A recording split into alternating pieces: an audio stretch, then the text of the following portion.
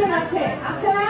ছেলে মেয়ে এডুকেশন, মেয়ে মেয়ে এডুকেশন, শ্বশুর বাড়ি, নানির বাড়ি, দাদির বাড়ি, দাওয়াই বাবাই দিয়াই সবাইকে আপনারা প্রচারণার কাজ শুরু করে দিলেন, ঠিক আছে?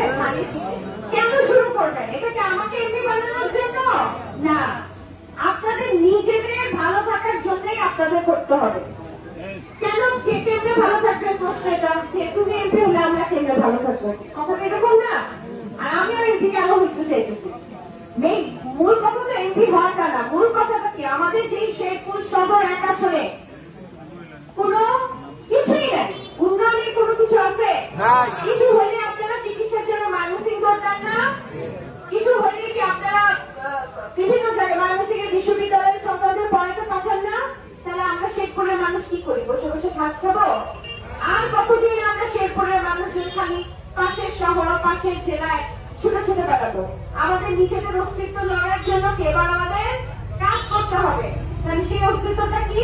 আমরা শেরপুর সদরের প্রার্থী যেই হোক, প্রার্থী হলেন আমি নাই হই না, প্রার্থী যেই হোক, সে যদি জাতীয় সংসদে যে আপনাদের জন্য কথা বলে, লাভ কার? আপনাদের লাভ। এবং আমাদের শেরপুরের যে এই যে ধরনের সড়ক ব্যবস্থা, সামনে দেখলাম পানি উঠে গেছে, তার মানে কি আমাদের সড়ক ব্যবস্থাটা কি পাকা করা হয়নি এই রাস্তাটা? তাই এরকম যদি হয় অবস্থা, আপনাদের যাতায়াতের জন্য আমি না গাড়ি দিয়ে আসলাম, কিন্তু আপনারা যারা রিক্সা, সাইকেল, মোটর সাইকেল দিয়ে চলে তাদের জন্য কত কষ্ট না? তাহলে এই সমস্ত কাজ কারা করবে? দায়িত্ব নিয়ে কে কাজ করবে? আপনাদের সন্তান করবে। আমি আপনাদের সন্তান না? হ্যাঁ, চলেই সন্তান না আমি? তাহলে আমরা সবাই আপনারা বাবার মতন না? আপনাদের জন্যই কাজ করতে চাই। আমি তো নিজে আল্লাহ তাআলা আমাকে অনেক দিচ্ছে, আমি ডাক্তার হয়েছি, ডাক্তারি করে যদি আমি ঢাকা শহরে বসে খাই আমার শেষ হবে?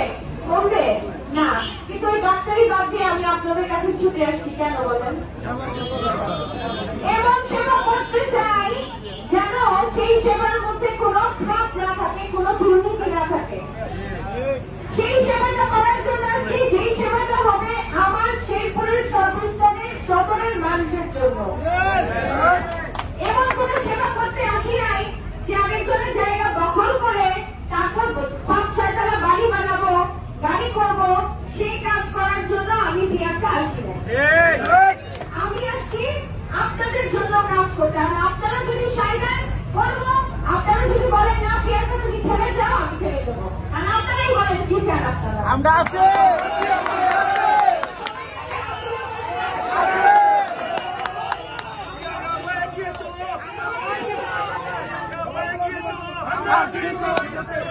তোমার সাথে আপনারা, তার মানে আপনারা আমাকে বললেন মাঠে নেমে কাজ করতে, কিন্তু বলছেন তাহলে আমি এখন আমার শপথ নিয়ে মাঠে নামবো, আপনাদের জন্য কাজ করবো। আমি যেহেতু নামাজ আজান দিয়ে দিতে আমি আর বক্তব্য দীর্ঘ করবো না। আমার প্রাণ প্রিয় চাচারা, আপনাদের কাছে আমার চাওয়ার কিছুই নাই। আপনারা যদি আমাকে ভালোবাসেন, সত্যি যদি চান, ধানের শীষের পক্ষে, আমার জন্য না, দেশটার জনাব তারেক রহমানের জন্য ধানের শীষের পক্ষে আপনারা কাজ করবেন। এমন ভাবে কাজ করবেন যেখানে 101টা গ্রুপ থাকলেও তারেক রহমান সাহেবের পক্ষ থেকে শেরপুর সদর 1 আসনে আমরা একজন এমপি পাবো এবং সেই এমপি জাতীয় সংসদে গিয়ে কথা বলবে। যত গ্রুপই হোক না কেন আমরা দল করি কাজ, আমাদের নেতাকে তারেক রহমান সাহেব যাকে মনোনয়ন দিবে তার বিপরীতে যে আমরা কাজ করবো। আমরা তারেক রহমান সাহেব যাকে নমিনেশন দিবে তার পক্ষেই কাজ করবো। আপনারা সবাই আছেন তো? যারা এখনো গ্রুপিং এর সাথে জড়িত আছেন তাদেরকে বলবো, তাছাড়া তারেক রহমান সাহেবের কথা চিন্তা করেন, দেশনেত্রী বেগম খালেদা জিয়ার কথা চিন্তা করেন। যারা এত বছর আপনারা তো দেশের মাটিতে থেকে নিজেকে নিজের এলাকায় থেকে চাল থেকে ভাত খাইতে পারছেন, তারেক রহমান সাহেব বেশি কিছু খাইতে পারছে? কষ্ট করে দিতেছে। তাহলে ওনার জন্য হলে ওনাকে দেশে আনার জন্য আমাদের শেরপুরে সদরের একটা আসন গুরুত্বপূর্ণ না? এই আসনটাকে জেতানোর মালিক কারা? আপনারা সবাই। আপনারাই যদি চান মন থেকে, ইনশাআল্লাহ তারেক রহমান সাহেবকে আমরা আমাদের শেরপুরে যদি 4 লক্ষ ভোটার থাকে তাহলে কত হাজার ভোটে, কত লাখ ভোটে আমরা জিতবো? 3 লাখ ভোটে যারা আমরা তারেক রহমান সাহেবের দৃষ্টি আকর্ষণ করতে চাই। আমরা খালি এমপি হইলে হবে না, আমাদের এলাকা থেকে